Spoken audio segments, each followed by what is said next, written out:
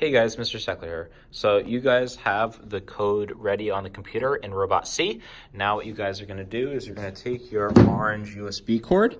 You're going to make sure that it's plugged into the back of the computer in one of the USB ports. And you're going to take the other USB cable and you're going to bring this over to the VEX Cortex. And over here in the VEX Cortex, you're going to plug that USB cord into the brain. And as you turn it into the brain, you're going to notice that light pops up, and the reason that the top one is still going to be red is because over here we haven't turned on the cortex yet.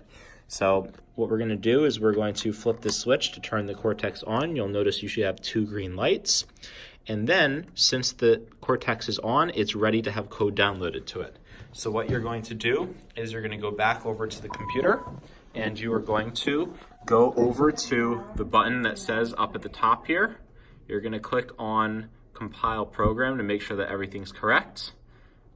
It's going to ask you to save it. You don't have to. You can click cancel, and then you're going to click download to robot. So after clicking download to robots, it's going to prompt you again. You can click cancel, and it's going to shoot down over here the download.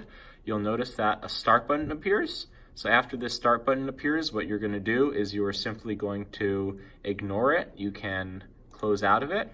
And we're going to go back over to the Clawbot. We're going to do something that's called power cycling.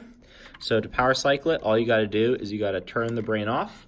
You got to unplug the USB cord, and we selected USB only. So it's going to work. So now all you got to do is you got to turn it back on.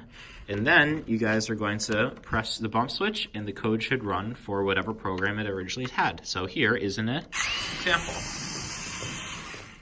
So the code will run, and you've successfully downloaded it to the Clawbot. So your job now is to figure out, with what's coded on it, if this is going to successfully complete the challenge that is out here in the hallway.